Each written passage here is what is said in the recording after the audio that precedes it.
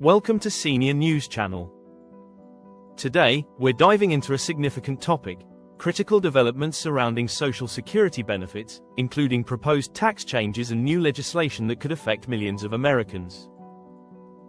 We're seeing a wave of proposed changes and new legislation that could significantly impact benefits, taxation, and the program's long-term solvency. For many years, Social Security benefits were completely untaxed.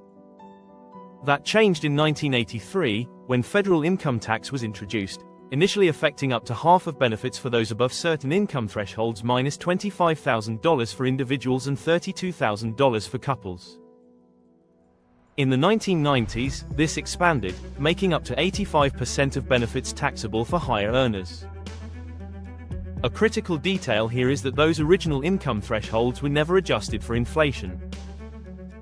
As a result, today, roughly half of all seniors are now paying taxes on their Social Security benefits, a far greater number than originally intended. Let's look at some of the most significant proposed changes. One major legislative push is the You Earn It, You Keep It Act, which aims to entirely eliminate federal taxes on Social Security benefits, regardless of income level.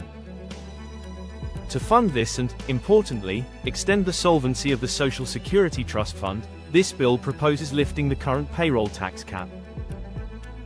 Right now, Social Security taxes only apply to income up to $176,100 for 2025. The new proposal would lift this cap, effectively taxing wages again above $250,000. This means wealthier Americans would contribute a larger share, potentially extending the trust fund's solvency until around 2080. However, completely eliminating federal taxes on benefits faces significant challenges. Analysts estimate it would result in a substantial loss of federal revenue, roughly $1.20 to $1.6 trillion over the next decade. Such a loss could actually accelerate the insolvency of the Social Security Trust Fund by 1 to 2 years, potentially pushing it to 2031, which would then lead to an even larger 33% across-the-board cut in benefits. Furthermore, legislative rules, specifically the Byrd Rule and the 1974 Congressional Budget Act, mean that fundamental changes to Social Security cannot be made through budget reconciliation.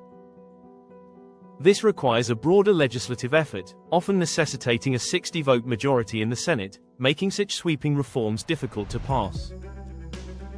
I'd like to pause to thank you for watching Senior News Channel.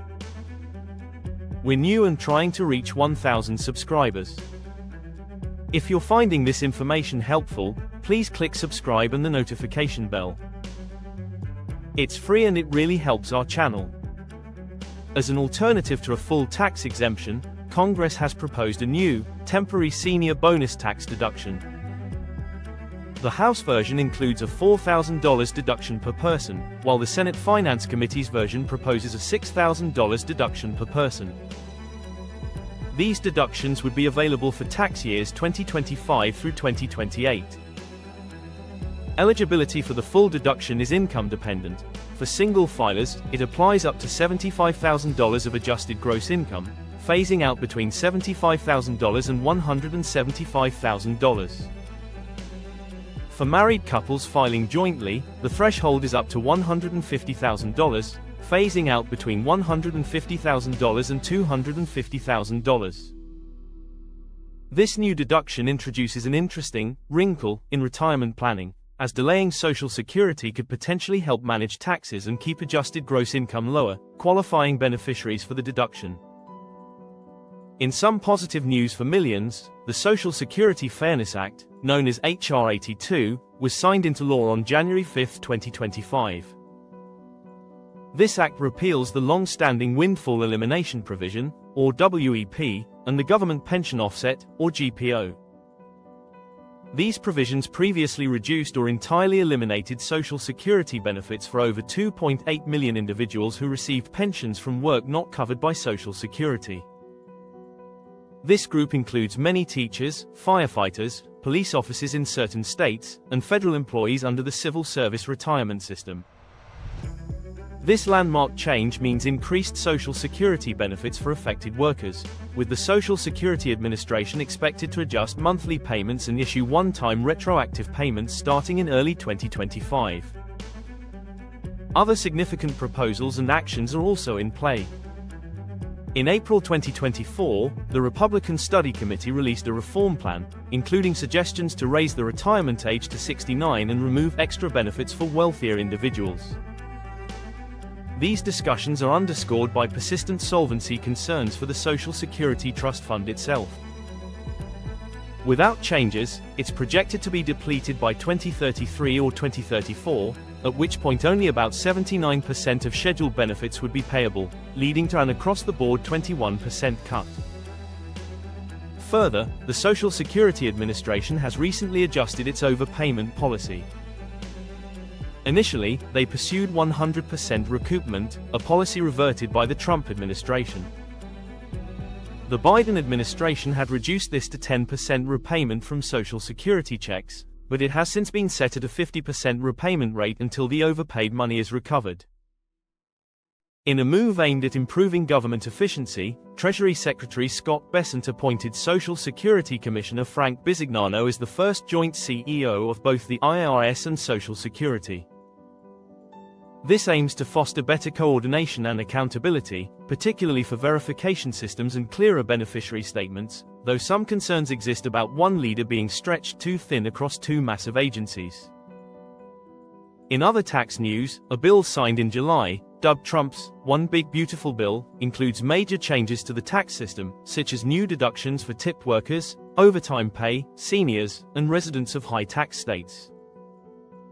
The IRS faces significant challenges in preparing for the implementation of these changes for the 2026 tax season. Finally, public opinion strongly supports finding a solution for Social Security's financial issues. An impressive 82% of Americans back a bipartisan reform package, suggesting a potential solution could cost as little as $42 per month per person. These proposed changes and the ongoing solvency issues would impact a wide range of beneficiaries, including those receiving supplemental security income, disability insurance, survivors' benefits, VA benefits, and spousal benefits. Meanwhile, the annual cost of living adjustment, or COLA, is estimated to be around 2.5% for 2025. That wraps up our detailed look at the vital developments impacting Social Security. We'll continue to monitor this story and bring you the latest information as it unfolds. Thank you for joining us on Senior News Channel. Thanks for watching. We're new and trying to reach 1,000 subscribers. Please click subscribe and the notification bell. It's free and it really helps our channel. YouTube thinks you'll like the video above. Take a look and let us know in the comments.